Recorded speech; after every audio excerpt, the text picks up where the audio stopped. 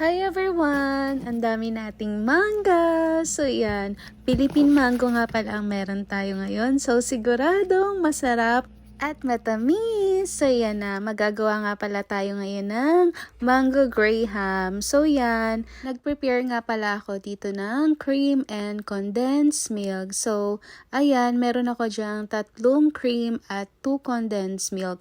Pero usually talaga ang ginagamit ko ay 2:1. Ibig sabihin 2 cream tapos isang can ng condensed milk. Pero since kulang nga tayo, okay na lang din yan. Pero kung mas gusto nyo po na hindi sobrang tamis, sundin nyo po yung 2:1. So yan na, nilagyan na natin sa isang bowl lahat. Tapos para maging double yung size, ganyan po yung gawin natin.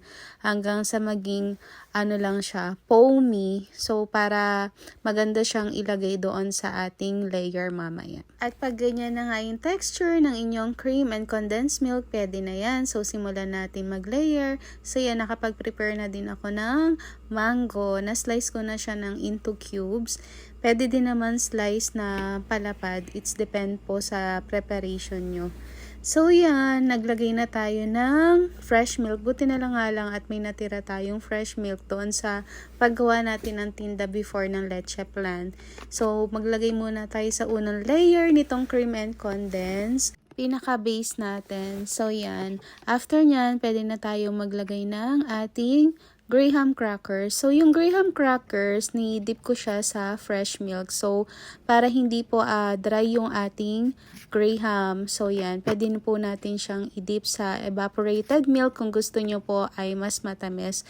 Pero kung gusto nyo po ay medyo contrast sa inyong sweetness nitong cream and condensed milk, pwede nyo pong i-dip ito sa black coffee. Yes, pag nagawa kasi ako dati ng graham, mas gusto ko talaga siya dinidip sa black coffee kasi para nalalabanan niya yung tamis nung cream and condensed. After nating mapuno ito ng graham crackers, ay maglagay lang ulit tayo ng ating cream and condensed. So, yan na. Siguraduhin lang natin matakpan natin lahat ng graham crackers. Then, proceed tayo sa susunod na layer. So, medyo ilalim pa yan. So, I prepared na maglagay na ng cubes mango dito sa ilalim. Para naman, meron sa ibabaw. Tapos, meron din dito sa ilalim. Since marami din naman yung mango natin ngayon. At saka, syempre, para hindi nakakaumay. Kasi medyo makapal yung gagawin nating layer.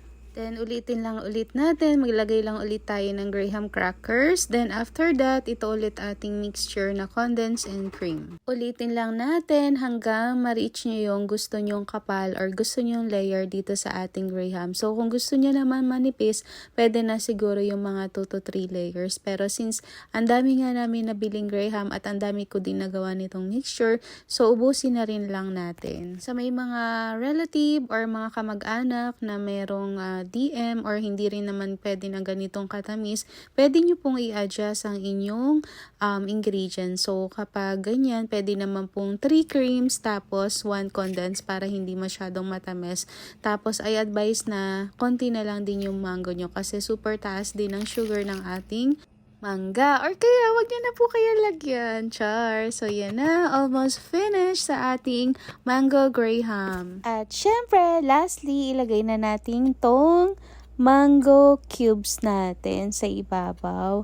Sobrang happy kasi ang dami talaga nitong mangga. Another craving satisfied. So yun na, sana po ay nasundan nyo ang aking video at sana ay nagustuhan nyo din. Thank you for watching everyone. Have a nice day, Kid Pipes!